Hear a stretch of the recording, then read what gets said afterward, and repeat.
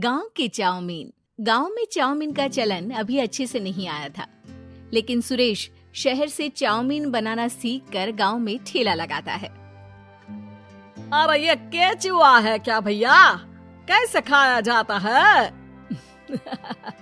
अरे नहीं, ये चाउमीन है। चाउमीन शहर में खाया जाता है। कितने की दे रहे हो सुरेश? 10 रुपए की प्लेट भरकर। तभी वहाँ शहर से पढ़ा एक लड़का आता है। जरा एक प्लेट चाउमीन तो देना। सुरेश उसे चाउमीन देता है। उसे चाउमीन खाता देख गांव वाले भी उससे चाउमीन ले लेते हैं और खाने लगते हैं। अरे वाह सुरेश भैया, कमाल की बनाए हो। 2 प्लेट मेरे बच्चों के लिए भी पैक कर दो। बस फिर क्या था, सुरेश का ठेला लगता है और चाउमीन खरीदने वालों की लाइन लग जाती है। तभी वहाँ से गांव का साहूकार होकर गुजरता है। और ये क्या भीड़ लगी है? लगता है झगड़ा हो गया है गांव में। चलूं मैं अभी तो मजे ले लूं। अरे कहाँ है, इतनी भीड़ लगी है यहाँ? लड़ाई हो गई है क्या? अरे साहूकार साहब, ना कोई लड़ाई ना हुई है। ये तो सुरेश की दुकान है चाउमीन की। हम लोग चाउमीन खाने आए हैं, आप भी खाइए ना। साहूकार चाउमीन खाता है और सुरेश की तरफ देखता है, जो सारे दिन के पैसे गिन रहा होता है। अरे सुरेश, क्या लागत है इस काम की? अरे साहूकार जी, आप अब आए तो ये पूरे 10,000 रुपए ले जाइए, जो पिछले साल शहर जाने से पहले आपसे लिए थे ना। लागत तो क्या कहे, जो आपने दिया था उसी में सीखा भी है और दुकान भी खोल ली। अरे पैसे इतने जल्दी क्या जरूरत थी? कैसे जरूरत नहीं थी साहूकार जी, इतना मोटा ब्याज कहाँ से भरते। साहूकार को अब सुरेश की दुकान को हड़पने की लालच आ जाती है। नाना करते ये सारे दिन में 500 रुपए कमा ही लेता है। अरे गांव में ये ऐसे ही कमाता रहा तो कहीं ब्याज का काम ना शुरू कर दे। अरे भैया, कोई ना कोई जुगाड़ तो करना पड़ेगा। अब साहूकार घर आ जाता है और अपनी बीवी को सारी बात बताता है। हाँ जी, ये तो मैंने भी सुना है कि सुरेश के हाथ की चाउमीन नहीं खाई तो कुछ नहीं खाया। अरे हाँ, सही ही कहते हैं। मैं भी खा कर ही आ रहा हूँ। अरे भाग्यवान है, कितना अच्छा हो ना अगर वो पैसा हम लोगों को मिल जाए। क्यों है? हाँ वो तो है, लेकिन कैसे? हम लोगों को तो चाउमीन बनाना आता ही नहीं है।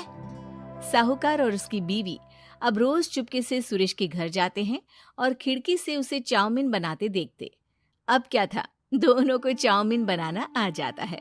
फिर एक रोज, और सुरेंद्र, तुझे साहूकारनी ने बुलाया था। बोल रही थी कि बेटे के जन्मदिन में 10 किलो चाउमीन का ऑर्डर देना है। बना दोगे ना? अरे हाँ साहूकार जी, मैं जरूर बना दूंगा। कब देना है घर में 10 किलो चाउमीन? अरे वो तो तू घर आकर बता कर लेना, मैं नहीं बता पाऊंगा। ठीक है, शाम को काम निपटा कर आ जाता हूँ। सुरेश साहूकार के घर जाता है, लेकिन वहाँ मियाँ बीवी मिलकर उसे बंधक बना लेते हैं। अरे मुझे क्यों बांध रखा है? मुझे छोड़ दो। आज से तेरा ठेला मैं लगाऊंगा और बहुत सारे पैसे कमाऊंगा।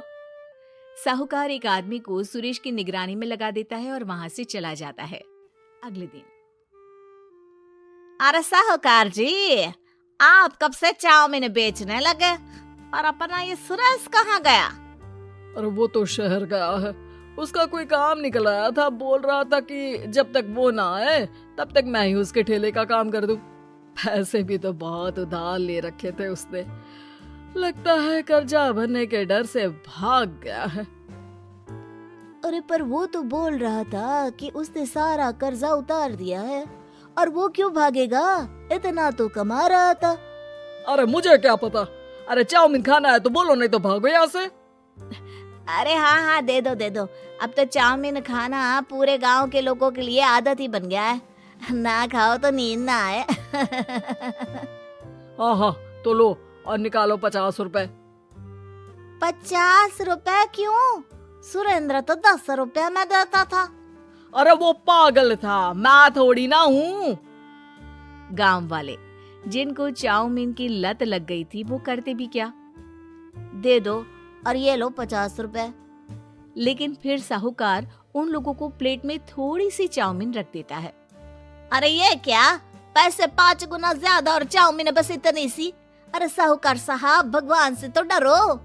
बस फिर क्या था, साहूकार की मन मर्जी चलने लग जाती है और गांव वाले करते भी क्या।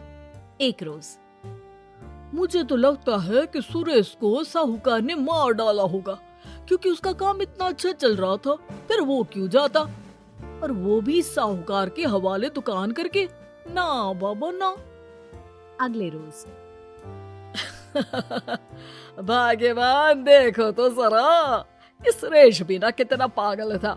जिस काम से वो ज्यादा पैसे बना सकता था, उससे इतने कम पैसे छाप रहा था।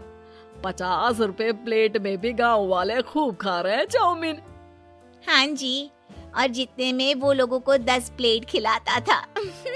भर भर कर हम लोग उतने में 20 प्लेट बना रहे हैं, क्यों जी?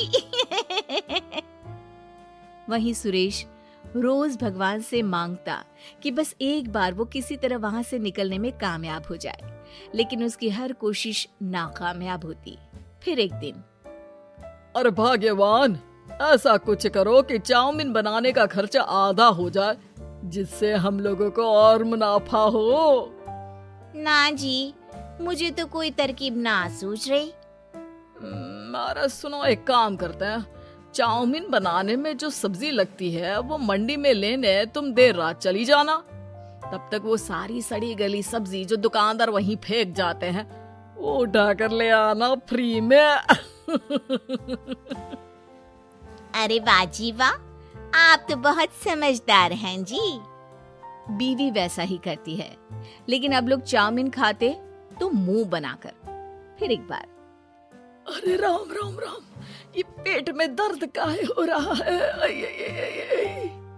हाय रे हाय, मेरा भी पेट दर्द के मारे फटा जा रहा है। सभी को शक हो जाता है कि उन लोगों को चाउमीन खाने से ही ये बीमारी हो गई है। वहीं दूसरी तरफ जो आदमी सुरेश की निगरानी कर रहा था, वो सो रहा होता है और मौका देखकर सुरेश वहां से भाग जाता है। सुरेश गांव वालों के पास जाकर उन्हें सब कुछ बता देता है। बस अब क्या था, साहूकार के घर पुलिस पहुंच जाती है। चलो, तुमने गांव के लोगों को खराब सब्जी वाली चाउमीन खिलाकर बीमार किया और सुरेश को बंधक बनाया। तुम्हें इसीलिए हम गिरफ्तार कर रहे हैं। साहूकार को पुलिस ले जाती है और फिर अगले दिन से सुरेश का ठेला गांव के बाजार में लग जाता है, जहां अब पहले से ज्यादा भीड़ होती है।